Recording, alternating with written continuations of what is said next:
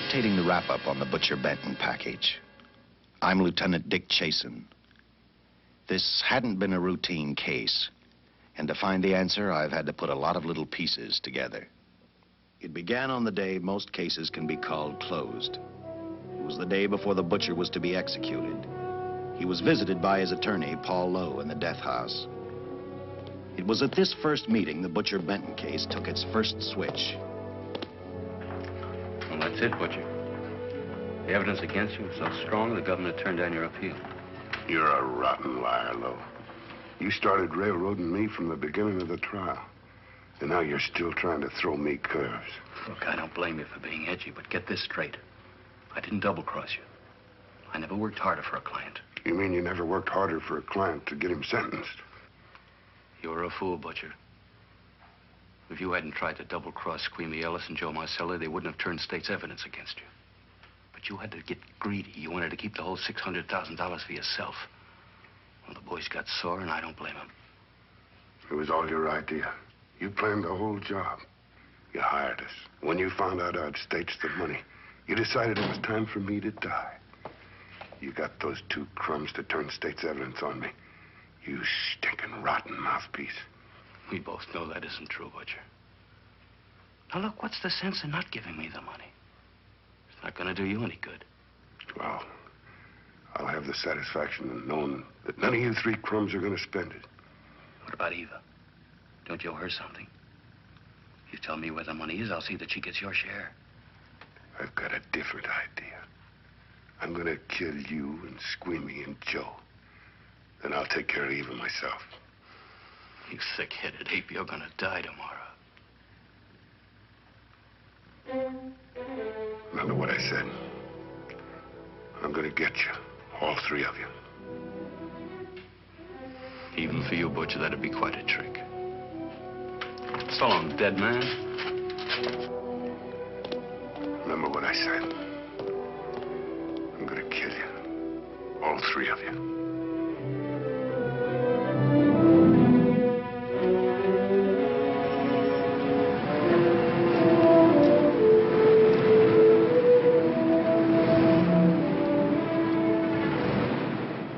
Back in Los Angeles, two men sat in a barroom listening to a newscaster tell his headline story.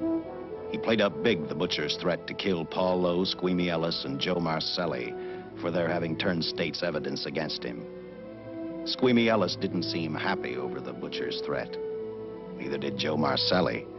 But they had figured, once a dead man, always a dead man.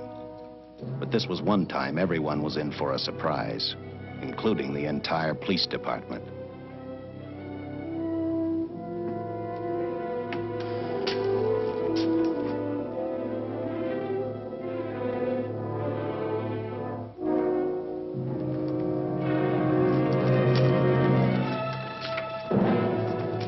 You seen the headlines, Captain?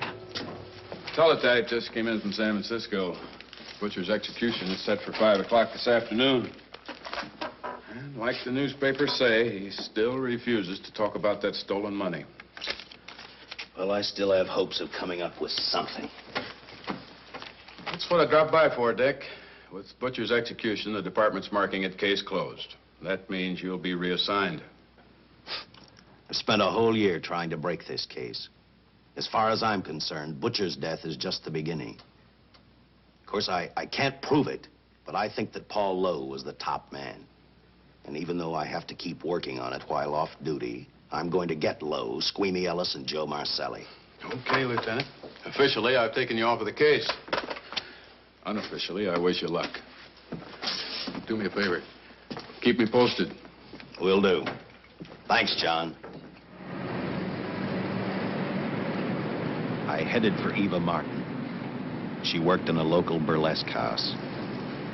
I'm a cop, and my job is to ask questions and get answers. So I decided I might as well start again with her.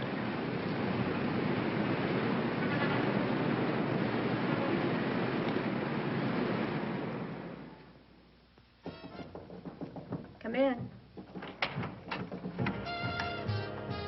Oh. What do you want? I'd like to talk to you. Talk? You're a cop, aren't you? That's a good question.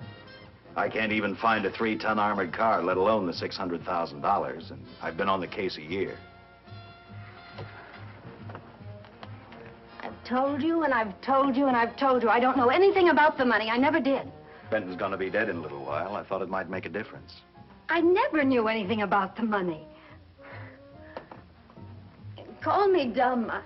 I didn't even know Charles was in the rackets until the trial. Now, take it easy, kid. You're on, Eva.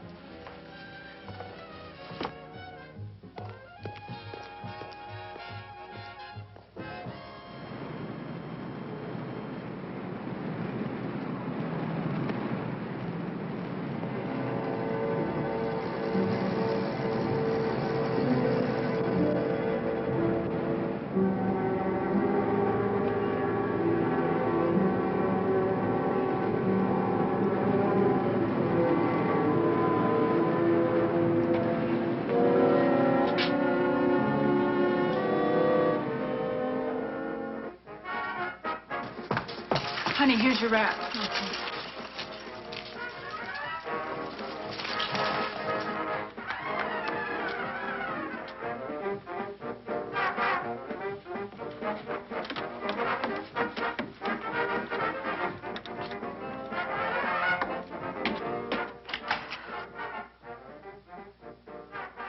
A few moments ago, Butcher Benton, without revealing the whereabouts of the $600,000 stolen in the armored car holdup, paid for his crimes against society in the gas chamber at San Quentin.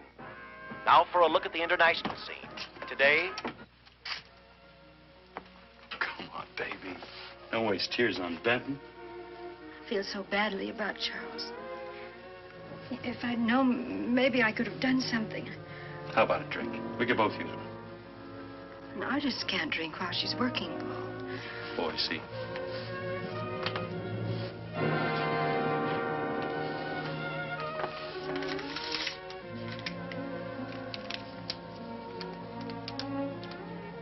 What's that? Well, now what's the matter? It's a message from Charles. He told me to open it if he died. Finale, Eva. All right. How about a steak after the show? No, thanks. Not tonight, Paul.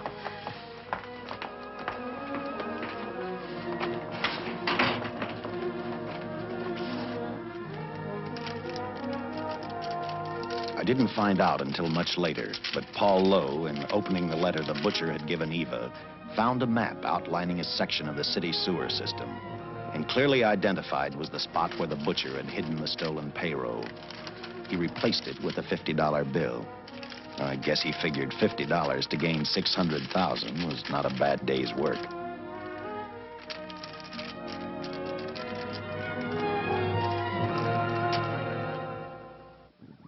And a few hundred miles away in San Francisco, the case took another switch, which turned the next 72 hours into one long, hideous nightmare. Dr. Bradshaw, a distinguished biochemist, was making preparations for a final experiment which he hoped would lead the way to a cure for cancer. He'd been successful with laboratory animals. The last step called for a human body. And Dr. Bradshaw's assistant quickly made a deal with a local mortuary and returned to the laboratory with the dead body of Butcher Benton.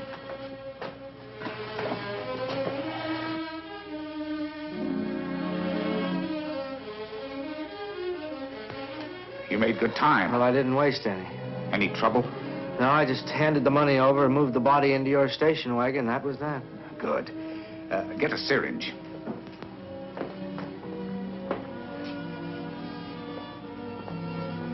He's in good shape. Well, I hope so. We'll get other blood samples later. We'll run this one through fast. Right.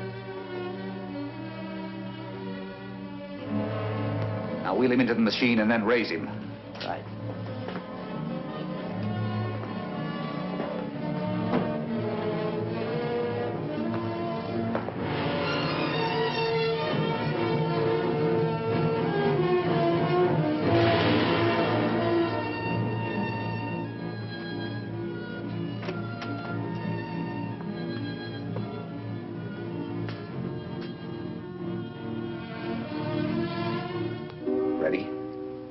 You mean you're going to give him 287,000 volts? Yes, yes.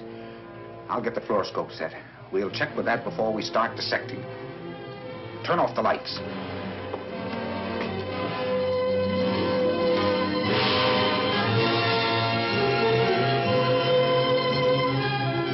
There you are, old boy. If you respond properly and my theory is sound, you'll be more famous dead than alive. Throw the switch.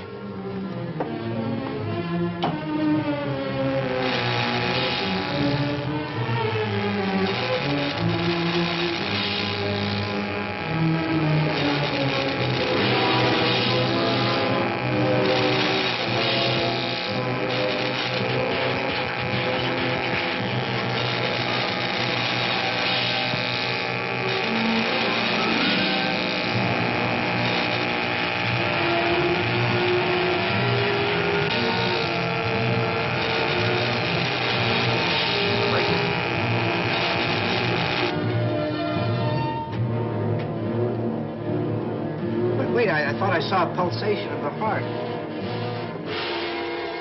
You're right. Dr. Bradshaw is beginning to breathe. You've brought this man back to life. No. The heart muscle has simply responded to a terrific electrical shock, that's all. Yes, but it does prove that the cells still function. Dr. Bradshaw, he is alive. A shock reaction, it can't last. His cells are multiplying now, if your theory is right. We could keep that reaction going longer. But it's worth a try. Get the body out.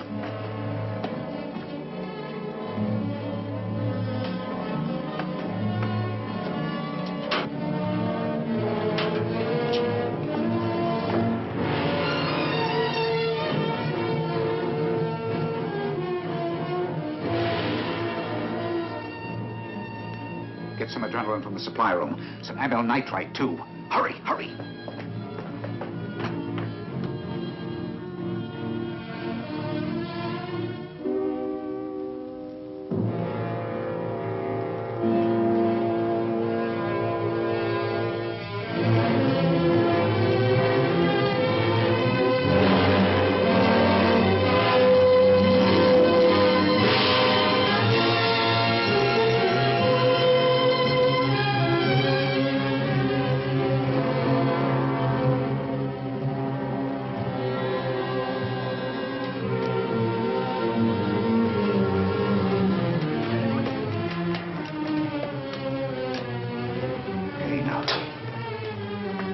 Mustn't move. Your heart can't stand the strain. Now, you must lie still. Please, please. Easy now. Easy. Easy. You must lie. Easy, please. Oh!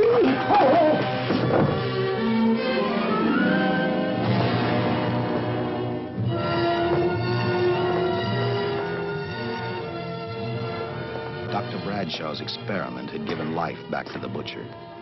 He tried to talk, but the electrical voltage had burned out his vocal cords. Yet it hadn't destroyed his brain. He knew who he was. He knew who he hated.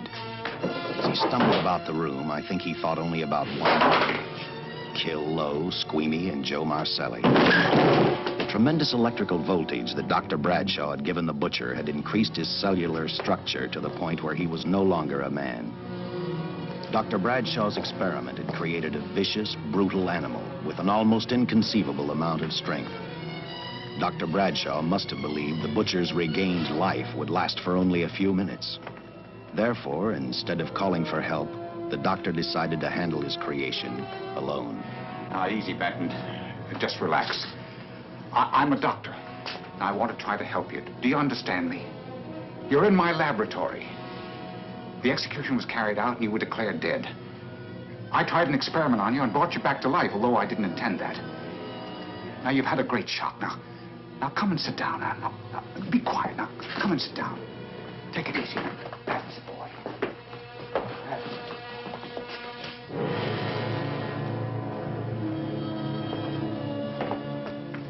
Careful. His reactions are violent. How do you explain this? Each cell must have multiplied 100 times, perhaps thousands. His strength is unbelievable. No, it's too late for the amyl nitrite. I want to get some blood samples, make some tests on him, find out what's happened. Get me a syringe.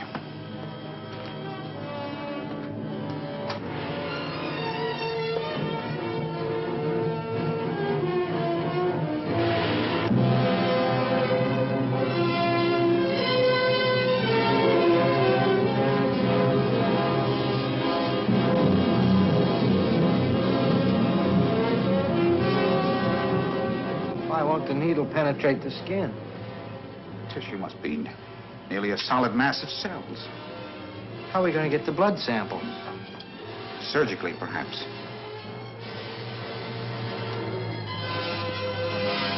Now, take it easy. You can't leave here now. I'm responsible for your being alive.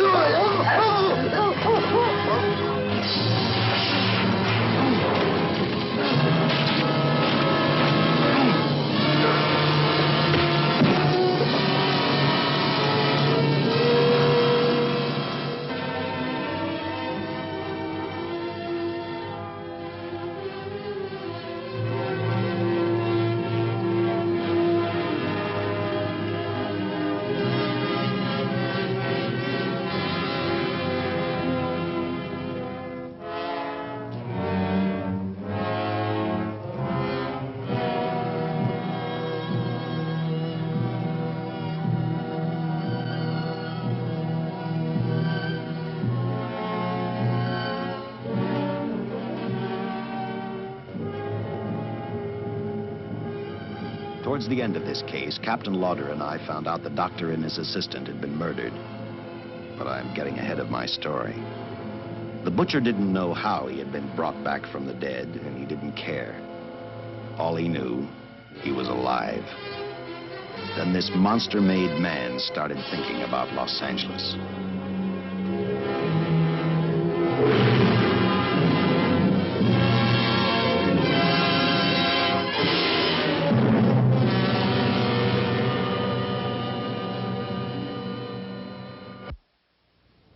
On that very night back in Los Angeles, I decided to stop playing detective for a little while. I went to the burlesque house to ask Eva to have dinner with me. After all, the butcher was dead, and if I got lucky, sooner or later, I figured Paul Lowe would lead me to the stolen payroll. In a way, that possibility made me even feel better. It's not fair to watch the show from backstage. Next time, I'll pay admission. I take it by that remark you like my routine. Yeah, you're pretty good. What I can't figure out, though, is why you stay in a place like this. It shouldn't be hard for someone like you to get a job in a class spot. If you weren't a detective, I'd be willing to bet with a line like that your next remark would be, how about dinner? Well, not exactly dinner, but a hamburger might be a good idea. If you're asking in an official capacity, I can't say no. I'm off duty. For the past 6 months, all I've ever called you is Lieutenant Chasen. Do you have a first name? Uh-huh. Dick. Give me 10 minutes for a quick change, because you just made yourself a date, Lieutenant. I mean, Dick.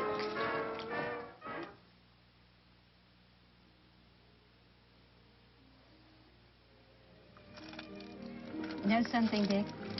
I haven't had hamburger in the front seat of an automobile with a guy in a lot of years. Well, from now on, we'll do it more often. It's funny. I always figured a policeman wasn't really a human being. I mean, unless he was arresting someone or trying to solve a case, he was unhappy. Shows you how wrong you are. In fact, everyone on the force gets fed up occasionally with the job they do. Maybe we're more human than anyone else. We see so much trouble, we get to hate the word. But as long as the world's filled with people, there'll have to be men who enforce the laws. What made you join the department? Now who's making with the questions?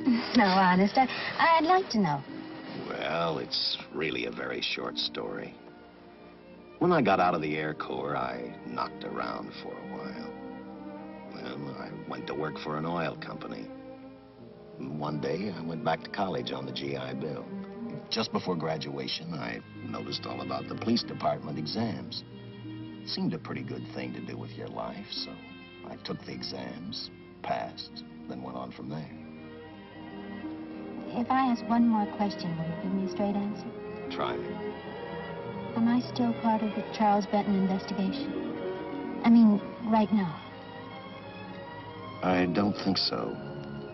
As far as the department's concerned, when Benton was executed, the case was marked closed. But inside of me, that's not good enough. I don't follow you. Well, the $600,000 is still missing. And a fast-talking underworld lawyer like Paul Lowe is walking around a free man. Someday, no matter how long it takes, I'll get him and the money. Until I do, the Benton case for me is not closed. I give you my word, Dick. Charles Benton never told me anything about the money. Oh, I've been sure of that for a long time. But how did you ever get mixed up with anyone like the butcher? This trouble ever started just happened. I had a roommate who used to date Benton all the time. One day she packed and left for Chicago.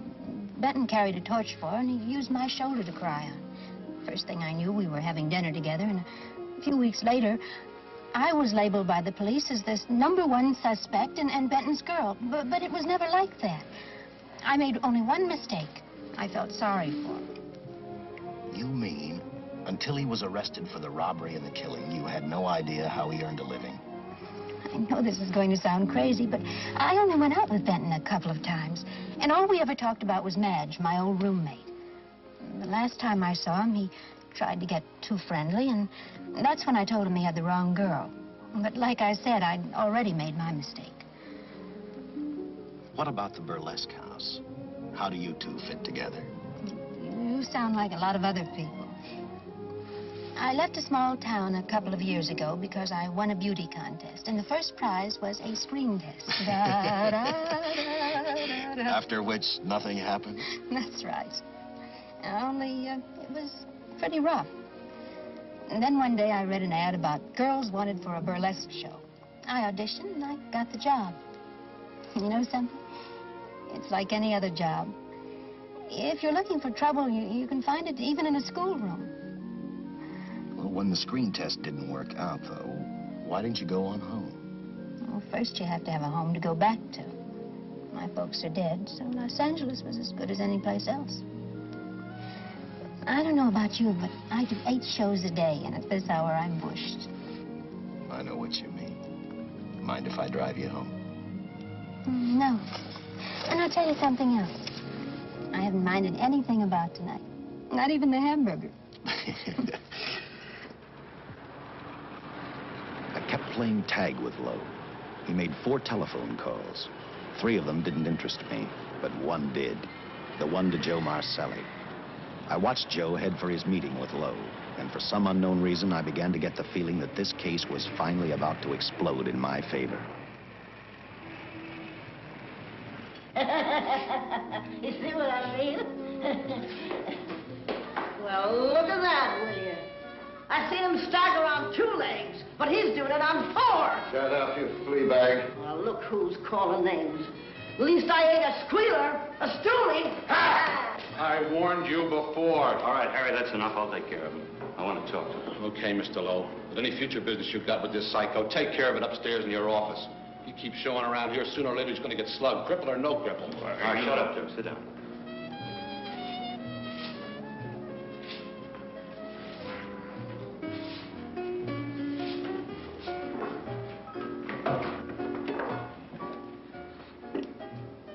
I need a shot, bad. You'll get one after I talk to you. You sober enough to understand? Yeah, I run out of dough. No wonder. Look at you. You used to be the best torch man in town. Now, I don't think you could crack a safe if you knew the combination. No jobs. Nobody wants me since I turned stakes on Benton. That's your doing. You talked me into All right, it. quit crying. I got a job for you. If you can stay off that stuff long enough. You know I can if I've got a job. How much? What is it? There's $2 grand in it for you. Where? Right near where he pulled the job. You interested? $2 grand ain't much out of 600,000. There'll be other expenses. Besides, that money's plenty of it. Now, you want it, or do I get another boy? I'll do it. How soon do you want me to go to work? Set it up for tomorrow night. Call me before noon. I'm going to the races. 1. And that's all. The job's over.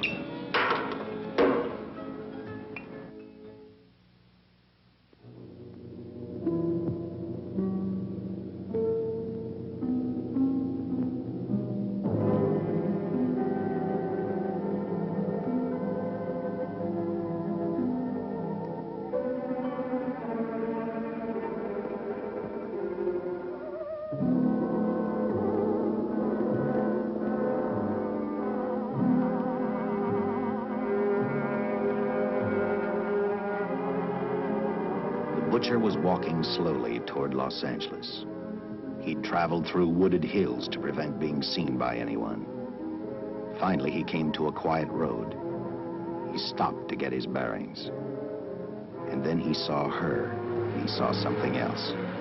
An automobile. For the butcher, that rang a bell. With a car, he knew by the next afternoon he'd be in Los Angeles in plenty of time to catch up with the 3 men who had double-crossed him.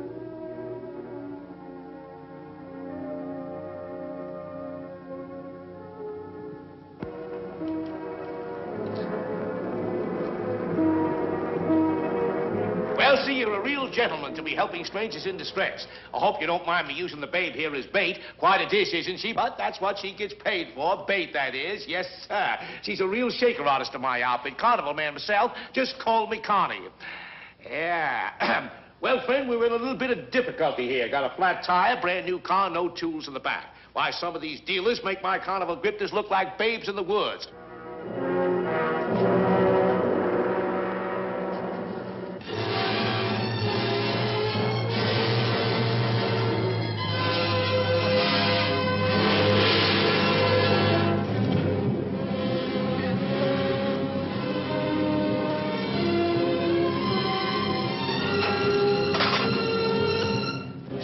Holy.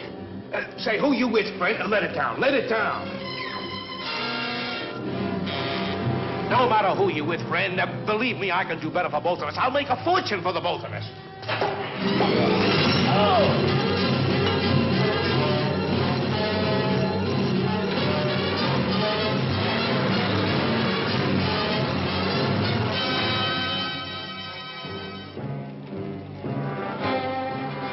An hour later, the San Francisco Police Department sent out an APB. Squads were sent to various parts of the countryside.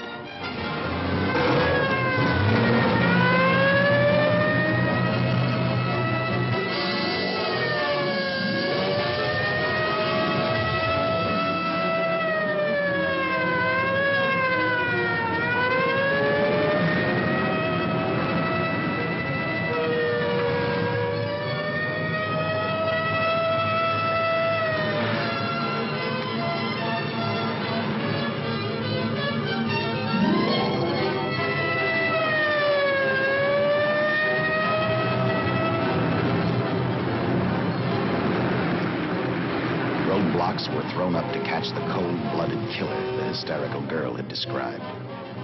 Each squad kept reporting back to Central Headquarters, and each of their stories was the same. So far, none of them had spotted the car the killer was driving. Orders were given to shoot to kill, because from the girls' further accounts, they realized they were dealing with a maniac.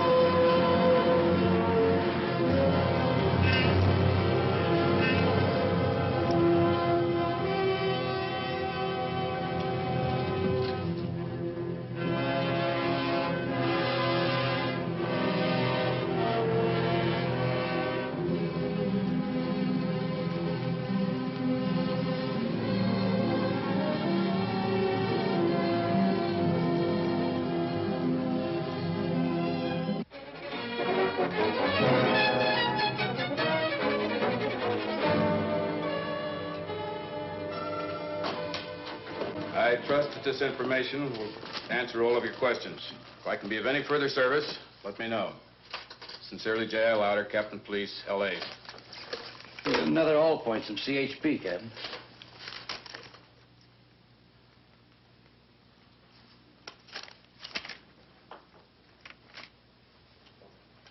These reports sound like they come from a bunch of loonies. You sure do. There it is. Sergeant. Yeah. I want Lieutenant Chasen to look these over as soon as he comes in. All right, Captain. The next morning, I read the stories of the brutal murder of the 2 police officers. I also read the witness's statement about the bullets having no effect upon the killer. I felt sorry for the witness, and I thought about how easily a person's mind can become confused when suddenly they receive a brutal shock. I didn't believe a man existed who could not be stopped by a slug from a .45. Good morning, Captain. You and the rest of the force are going on 24-hour duty. Seen the headlines? You mean this guy that's running amok up north? Yeah, the latest report, he's killed 2 police officers. Made a getaway in a green coupe heading south. I've got a hunch this killer's gonna be our baby. He could be in town right now. Yeah. You better get started, Lieutenant. Okay.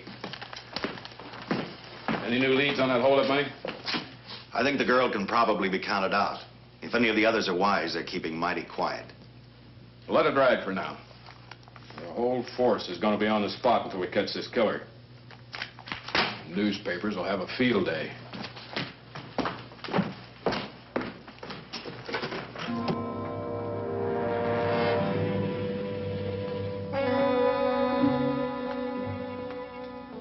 We were wrong about 2 things. The killer was already in our city, and we didn't know he was Butcher Benton. He headed straight for Eva Martin. He went to her dressing room to get back the map he had left in the envelope with her. He wanted first to check his money, then catch up with Lowe and the others.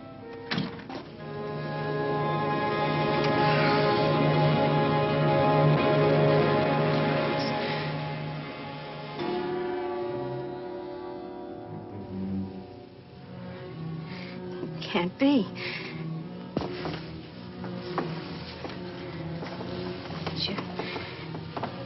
You do look like him. Only different somehow.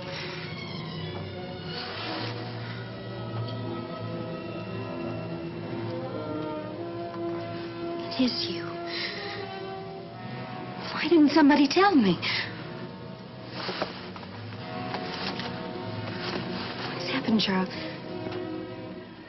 Those look like bullet holes. Are they?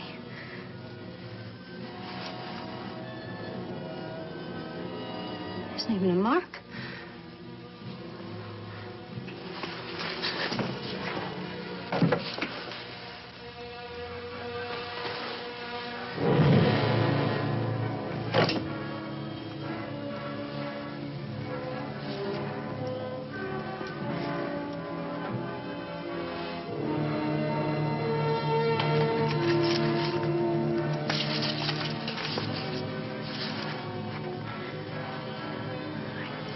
I opened it like you told me. I found the $50.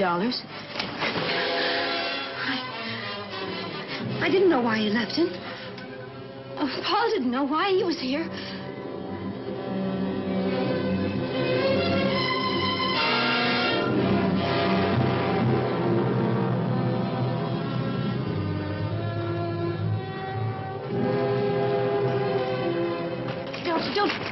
Don't say crazy. The name of Paul triggered his hate. He left her dressing room and started for Squeamy Ellis and Joe Marcelli's place. Because he knew, with them out of the way, Paul Lowe couldn't open the strong box where the money was hidden. He thought of Squeamy and Joe first.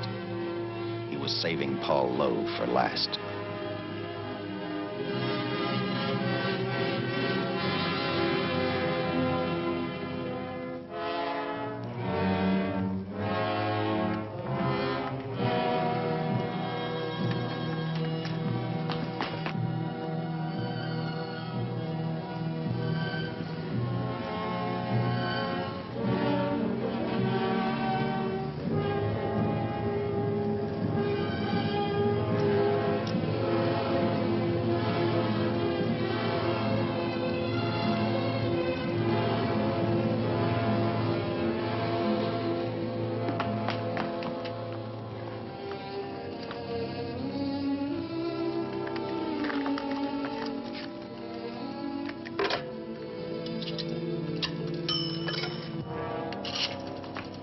Hey, Eva, can I borrow your eyebrow pencil?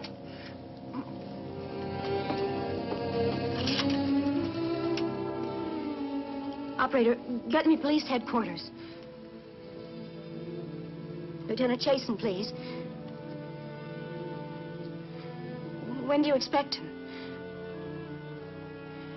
Well, tell him Charles Benton is alive, and even bullets can't stop him. I'm not crazy. Just say a friend of Charles. He'll know.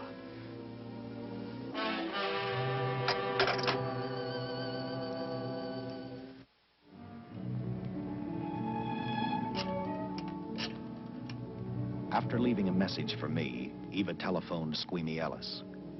She tried to tell him the butcher was alive and on his way over to kill him. Squeamy didn't believe her, and in a way you couldn't blame him. Who in their right mind would believe a man had returned from the dead? What Squeamy actually believed was that the butcher, before his execution, had hired a killer to carry out his threat.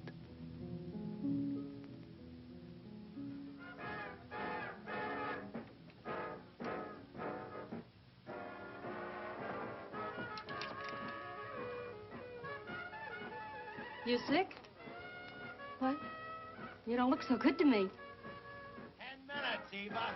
All right. Say, Eva, I could take over the matinee trick for you.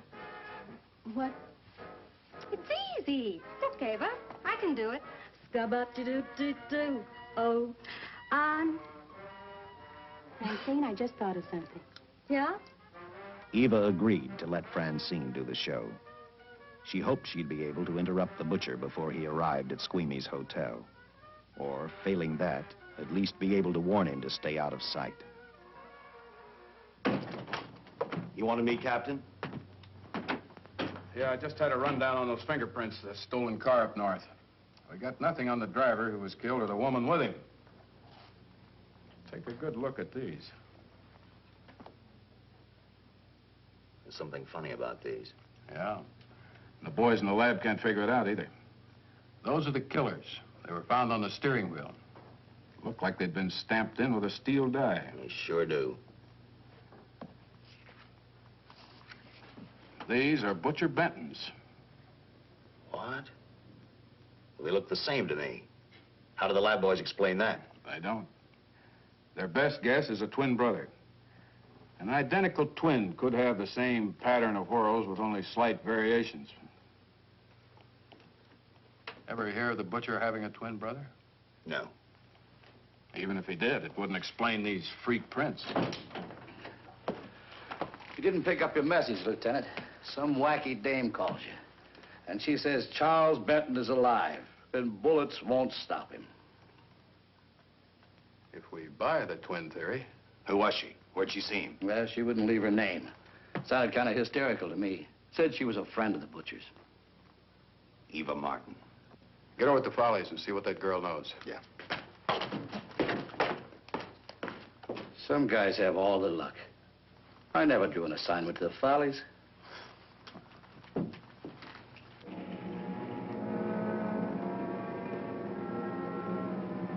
Meanwhile, the butcher headed for Squeamy's hotel.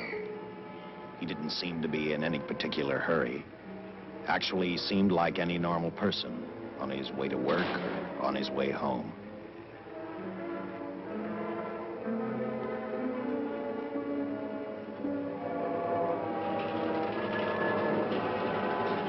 He rode up Angel's Flight, arrived at the top, scanned the hotel building, and then noticed the only exit from Squeamy's apartment, a fire escape.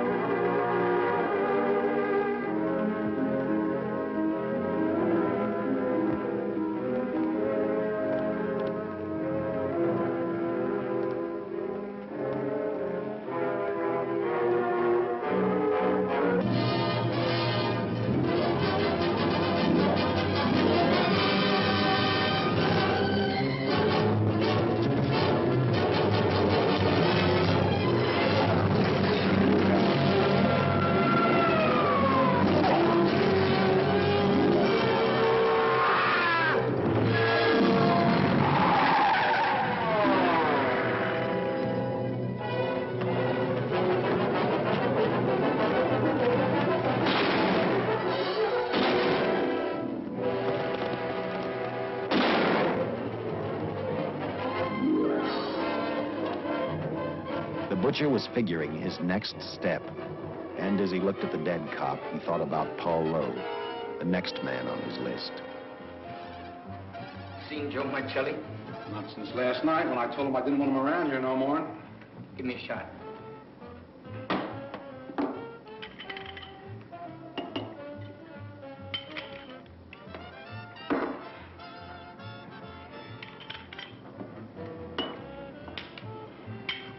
Look, I need help. Just found out that Benton's hired a killer to get me. He's after Joe, too. Well, then drink up and get out. I don't want no trouble around my place. You're a real pal. Drink up and get out, I said.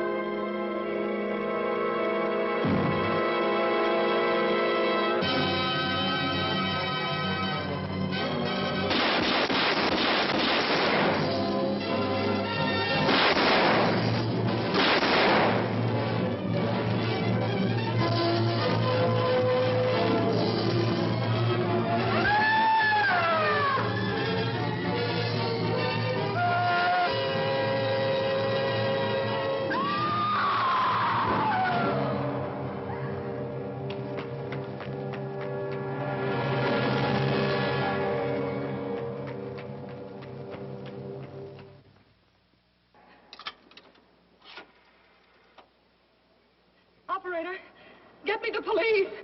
Police! Yes!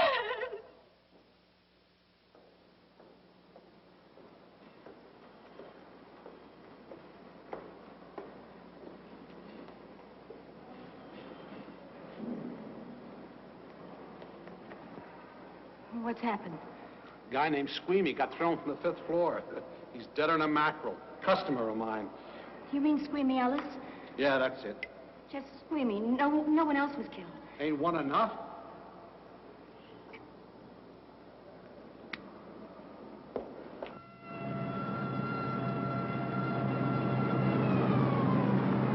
I tell you, the bullets never even phased him. He must have been wearing a bulletproof vest.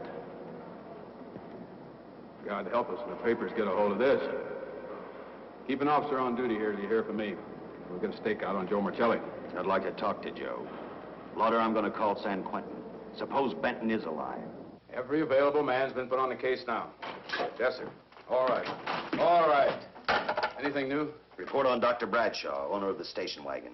The San Francisco police located his laboratory in the basement of an electrical power receiving station. Bradshaw, what's he know? He's dead. And another man, too, his assistant. The lab is a shambles. But now we're getting some action from San Francisco. Benton's body never arrived at the mortuary where it was supposed to go. An attendant there finally broke down, admitted he picked up some quick cash by handing the body over to a man he was unable to identify. The man was driving his station wagon. Blasted man, the chief's on my neck, and the commissioners are on his, and the mayor's on theirs. Now, am I supposed to tell him that our killer is a dead man? They found a notebook in Bradshaw's lab.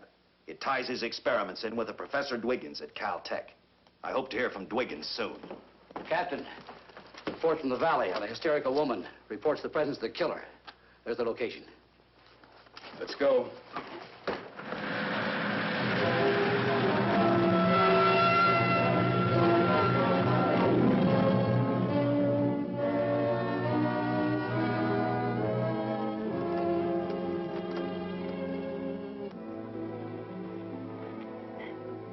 You and your boyfriend had a little fight, and he got out of the car to take a walk. You noticed that he walked down toward the sump area in the direction where you'd seen those lights a short while before. What happened then, miss? Please try to tell us. Well, I just sat there a few minutes, I guess. I was pretty mad. Then there was a loud crash, like heavy metal, sort of, from down here. I got out of the car to get a better look. I heard Jimmy cry out something. I couldn't make out the words. Then down here, in a patch of light, was Jimmy. And coming toward him was this man. Big man. Lifted Jimmy up over his head like he didn't weigh a thing. Jimmy screamed. Just once, before he broke Jimmy's back. I heard it snap, not far away. Then I started running till I found this house. They let me use the phone. Thank you, Miss. We'll see that you get home all right now. O'Malley, see that the young lady gets home all right. Paul Lowe, while driving to his office, heard a radio commentator report the murder of Joe Marcelli. And what shocked him most was when the broadcast identified the killer as possibly being the butcher. Lowe headed straight for Eva Martin at the Burlesque Theater. Oh, you gave me a start, Mr. Lowe. What are you doing here? Where's Eva? Oh, I'm taking her place. I'm going to wear her costumes. What's it to you? I asked you, where's Eva? Hey, don't get physical. And watch your tone of voice, Buster. I told you, little Eva isn't here. I could see that for myself. Where is she? She's at police headquarters. That's where she is. Yes, sir. No, sir. Captain Lauder's still with the mayor. The killer dropped out of sight. He was last seen in the Hollywood area. Yes, sir. We know he's dangerous. Every angle's being covered. Yes, sir. I'll tell him.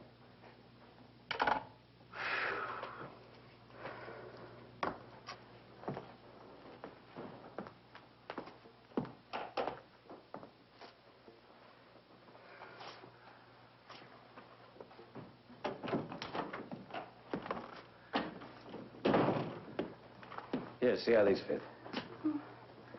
Low heels. I'm sorry. It's the best our wardrobe department can afford.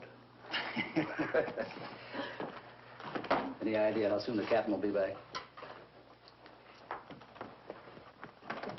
Now, look, I'm going to see the captain if I have to wait here all night. Paul.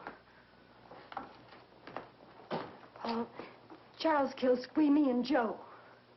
Joe, too? Benton? He's alive. I saw him, but nobody will believe me. I'm checking it. My guess is whoever killed them is on the trail of the money, Lowe. Now, maybe you better start talking if you know anything about it. I don't know anything. Did the butcher have a brother? No, no brother. It was Charles. I saw the tattoo on his arm. Look, I demand police protection. Where's the money, Lowe? You heard me. I demand protection. I know my rights. We put stakeouts on your office and home. Well, that's not enough. It's enough as far as we're concerned.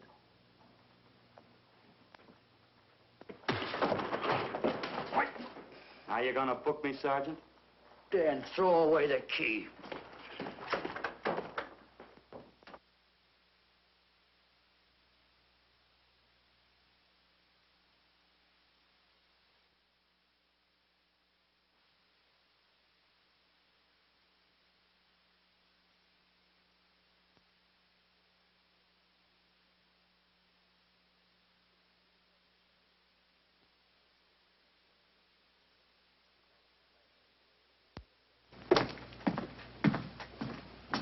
Thank you. Come up with anything yet, Dick? Oh, we've checked every hotel, motel, and rooming house in town. We've run a cross-check on every hangout Butcher ever used. Net results, blank. This is incredible. We not only discover a dead man turned killer, but it's beginning to look like he plays ghost, too. He's somewhere in this city, and if we have to take it apart brick by brick, we've got to get him. I may be way off, but I think Paul Lowe could tell us a lot. Maybe, but it's a cinch he's not going to. Well, suppose he had no alternative.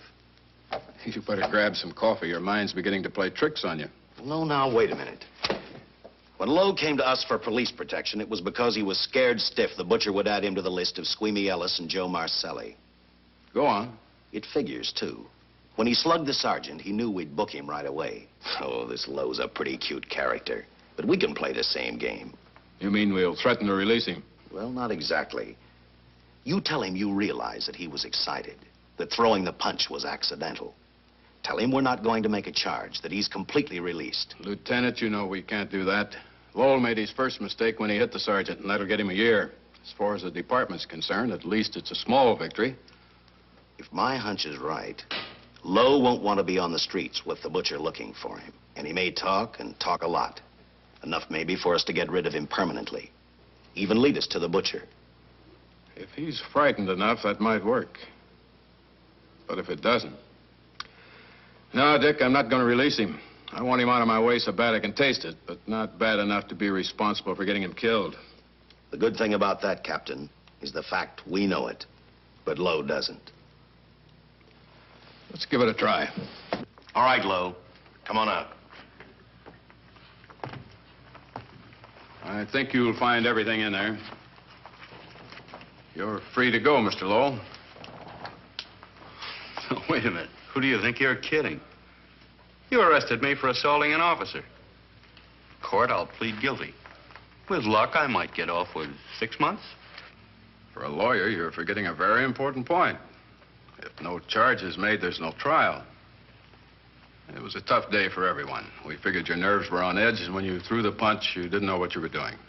I've squared everything with the sergeant. It's all over, all forgotten. Yeah? Why'd you bring a stenographer? Simply because I wanted a record of our conversation at the time of your release. Okay, Lowell, let's go. Oh, wait a minute. Once out on those streets and I'm a dead man. You let me go, you'll be responsible for murder. Oh, come off it, Lowe. You're imagining things. You know the Butcher threatened to kill me. You set me free, he'll do it. Well, that's just a risk we'll have to take. But the way I look at it, Mr. Lowell, you'll be okay. Look, Captain, I'll make a deal with you. You keep me here, and I'll tell you how to recover the money. Maybe even catch the Butcher. No deals, Lowell. You'd probably tell us anything just to stall for time. Come on, let's get out of here. Now, wait a minute. All right. I'll tell you the truth. Start taking this down. I, Paul Lowe, hired Butcher Benton, Squeamy Ellis, and Joe Maselli to pull off the armored car holdup. And then Lowe continued with his confession. He told us about finding the map. He showed us the exact location of where the Butcher had hidden the stolen payroll. And he gave us a most important answer. The explanation as to how the Butcher was able to elude detection. His means of escape was the sewer system beneath our city.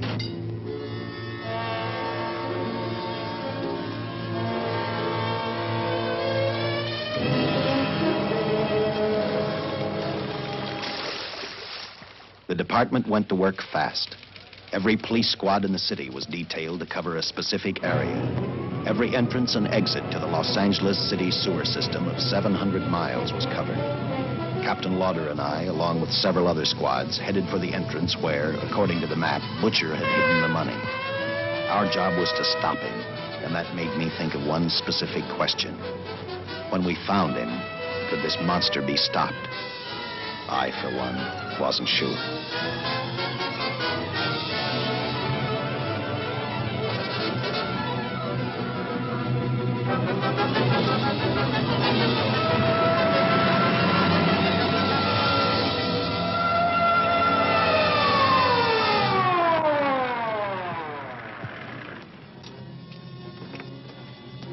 Everything all set, Lieutenant? City engineers mapped out each possible exit. A squad of officers are spotted at every point. If the Butcher can be caught, now's the time. Well, after I talked to Caltech, I called on the fire department for a little help. The professors thought a flamethrower might stop him. Flamethrower? I suppose their boys have had a chance to join our squads by now. See, we have one with us here. Have you thought about what'll happen if this doesn't work? No.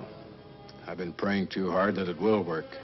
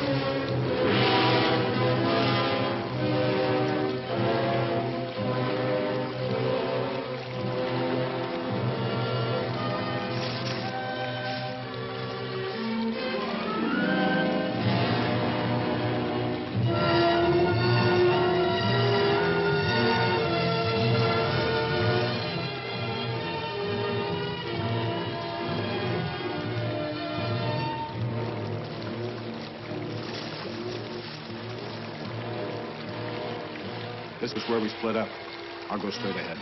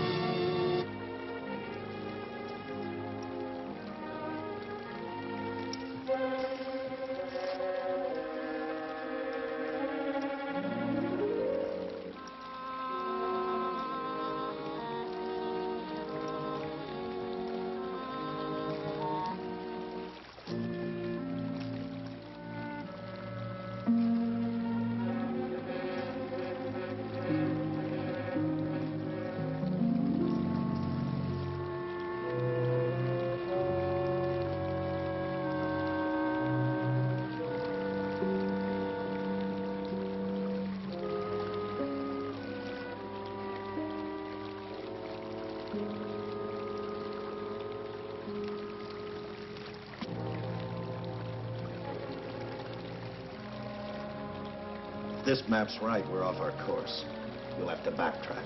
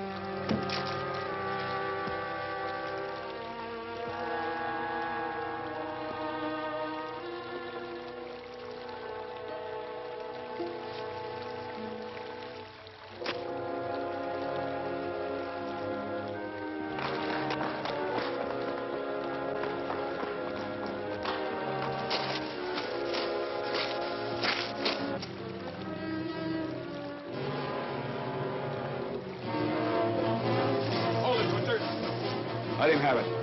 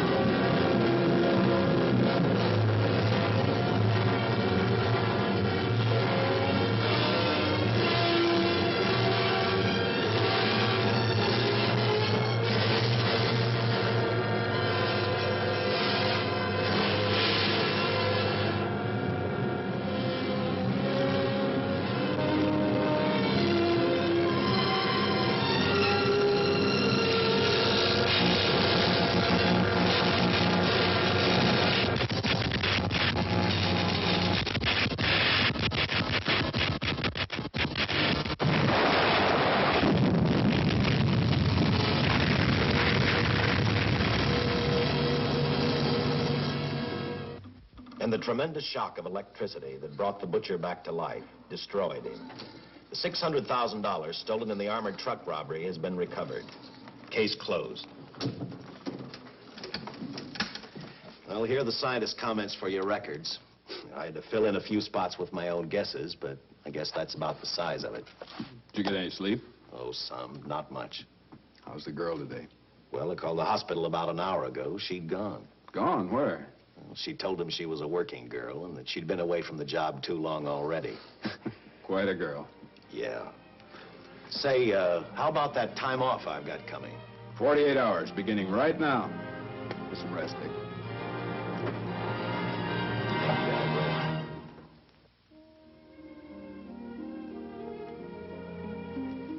know something, Dick? The past 72 hours seem like a bad dream. That rest in the hospital today really gave me a new lease on life. Now that it's over, I can't believe it actually happened. The important thing is to remember it is all over. I suppose you'll be assigned to another case. I'll have to give up hamburgers in the front seat of the car for steaks in a restaurant. No. I've thought about that. In fact, I decided to do something about it. I started by talking the captain into a short holiday. And just about an hour ago, I got you fired. What? What did you do that for? I figured that being my wife would take up all of your time. Even if I wanted to say no, I couldn't.